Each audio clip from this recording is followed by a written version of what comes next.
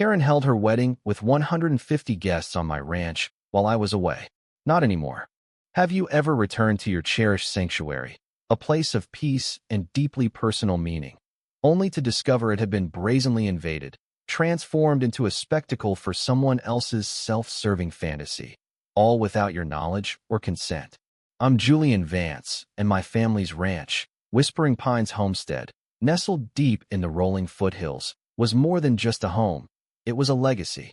For generations, we've cultivated organic produce, raised heritage livestock, and, during the quiet off-season, hosted small, private retreats for underprivileged youth, teaching them about sustainable living and connecting with nature.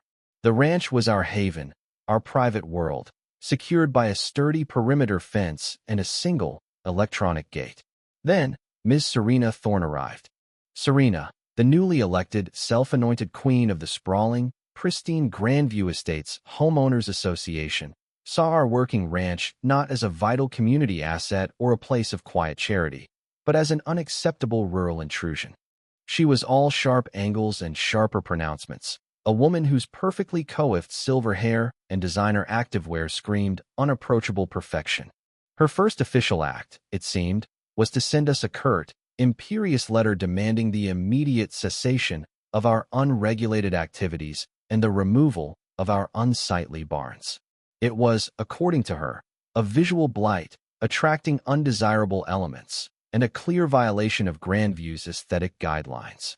Her ultimate, thinly veiled demand was for us to dismantle our rescue program, sell our livestock, and conform to Grandview's elevated standards, effectively stripping my family of its heritage and my passion. Her tone was dripping with condescension, her words a thinly veiled threat against everything I held dear. She looked at our ranch, a testament to compassion and hard work, as if it were a festering wound on the pristine landscape she envisioned. I tried to reason with her, calmly explaining that our farm was fully licensed, our animals meticulously cared for, and our youth programs were nonprofit and highly beneficial to the community. I even provided documentation from the county agricultural department and testimonials from grateful families. Serena merely waved a dismissive hand, her perfectly manicured nails glinting. "Mr. Vance," she purred, her voice a brittle whisper of disdain, "your primitive methods are simply not suited for the elevated standards of Grandview Estates. We are building a community of distinction, and frankly, your rustic spectacle detracts from our property values. The bylaws are clear. All outdoor spaces must be uniform and aesthetically pleasing." Her words, delivered with an air of unassailable authority, left no room for debate. She was not interested in charity or community well-being. She was interested in control and exclusivity. The true nightmare began on a Saturday afternoon. I had been away for a rare weekend trip, visiting my ailing aunt in a neighboring state, leaving the ranch in the care of my trusted farmhand, old Mr. Henderson. My security system, however, was still active, and I received a flurry of motion alerts on my phone.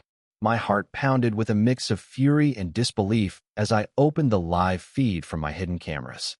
What I saw made my stomach clench with a mixture of horror and outrage. My ranch, my private sanctuary, was swarming with people. A massive, elaborate wedding ceremony was underway. White tents, floral arches, and hundreds of chairs were set up directly in my main pasture, trampling my newly planted cover crops.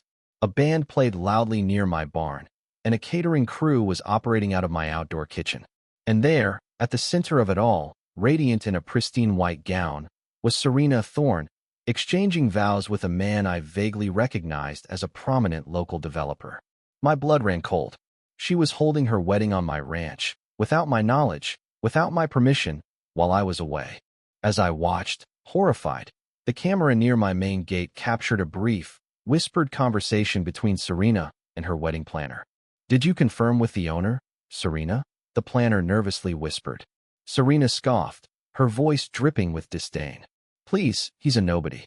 I just told the security company this was an HOA-approved event, and they opened the gate. He's out of town anyway. By the time he gets back, it'll all be over, and he won't dare complain. This is the perfect backdrop for my Grandview wedding." My blood boiled. This wasn't just trespass. It was a brazen, calculated invasion, a deliberate act of contempt. And then, A chilling detail. The camera also captured a brief, whispered phone conversation Serena had with her new husband, the developer, just before the vows. "Darling," she purred, "this is perfect. Once we force Vance out, this entire ranch will be ours. Imagine a private golf course, right here. This wedding is just a preview of what's to come."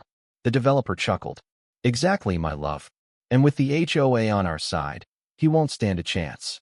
This wasn't just about a wedding. It was a calculated, high-stakes conspiracy, threatening not only my home but the entire future of my family's legacy and the vital community programs we ran. They were planning to seize my land, turn it into a private golf course, and this wedding was a grotesque celebration of their impending triumph. Armed with this irrefutable evidence, the live security camera footage of the wedding, the incriminating conversations, and my detailed knowledge of their land acquisition plans, I immediately called the local sheriff's department, bypassing the usual channels and going straight to the chief. While waiting for the police, I resolved to confront Serena publicly. I learned the wedding reception was moving to the Grandview Estates Community Hall later that evening, where Serena planned to make a grand announcement about her new life and her vision for Grandview. I arrived, my evidence ready, just as Serena, radiant in her wedding gown, began her reception speech, basking in the glow of her supposed triumph. I waited for a lull, then stood up, my voice steady, resonating with a quiet fury. "Serena," I stated, holding up my tablet with the security camera video paused on her wedding ceremony. "I believe this footage and your recent actions sheds a rather inconvenient light on your new life and your vision for Grandview." Her eyes, which had been sparkling with self-satisfaction, immediately narrowed. She quickly recovered, her voice sharp. "Mr. Vance, I have no idea what you're talking about. This is a private event. You are trespassing and disrupting my wedding." "Security." She attempted to rally her guests, painting me as a disgruntled, jealous neighbor, a nuisance to her perfect day. "As you can see, ladies and gentlemen, this is precisely the kind of element we are trying to remove from our beautiful Grandview." But just as she was about to call for me to be removed, a quiet, unassuming man named Mr. Peterson, a long-standing, quiet member of the HOA board and a respected local real estate developer, stood up, his face etched with regret. He had been approached by Serena's husband but had declined, finding their tactics questionable. "Actually, Ms. Thorne," Mr. Peterson interjected, his voice calm but authoritative, "Mr. Vance raises a very serious point. And I also have something to add." He then projected a series of public land records onto the screen. Clear, undeniable images showing my ranch as private property, with no public easements, and the HOA having no jurisdiction over its use. Furthermore, Mr. Peterson continued, his voice gaining strength, "I have evidence that Ms. Thorne and her husband have been secretly attempting to acquire Mr. Vance's land through fraudulent means, intending to convert it into a private golf course, which would violate numerous county zoning laws and environmental protections." A collective gasp rippled through the room. Before Serena could even stammer a denial, the doors to the community hall swung open. Two stern-faced sheriff's deputies, accompanied by a representative from the district attorney's office, walked in. They had been tipped off by Mr. Peterson, who had contacted them after witnessing Serena's brazen actions at my ranch and confirming my initial suspicions. "Serena Thorne," the district attorney's representative announced, his voice devoid of emotion, "you are under arrest for criminal trespass, vandalism, attempted fraud, and conspiracy to commit land appropriation. We have irrefutable video evidence, and a full investigation into pristine properties management and your alleged land deals is underway." Serena's face, which had been a mask of carefully constructed composure, crumbled into a terrified, pale mess. Her jaw went slack, her eyes darting wildly around the room, searching for an escape that wasn't there. She stammered, then erupted into a desperate, high-pitched shriek, blaming misunderstandings, overzealous wedding planners, and a misunderstanding of the land deeds. It was the pathetic wail of a tyrant whose kingdom had suddenly collapsed. Then, a surprising voice emerged from the crowd. Mr. Davies, a long-standing, quiet member of the HOA board and a respected local real estate agent, stood up, his face etched with regret. "And Ms. Thorne," he said, his voice trembling slightly. Perhaps you'd also like to explain why you pushed so hard for this golf course project, not for the community's benefit, but because Pristine Properties Management, the company you're so eager to partner with, is secretly owned by your estranged sister, and you intended to use this deal to secure a massive personal commission and a controlling interest in her future projects, all under the guise of community enhancement. The revelation hung in the air, a final, poisoned arrow. Serena had been exploiting the HOA not for the community's benefit, but for her own illicit financial gain and to secure her sister's failing business. The fallout was swift and brutal. Serena was immediately stripped of her HOA presidency, her wedding reception ending in public humiliation and a perp walk captured by local news. The sheriff's department and district attorney's office launched a full-scale investigation, leading to severe fines and criminal charges for trespass, vandalism, environmental violations, and attempted land appropriation.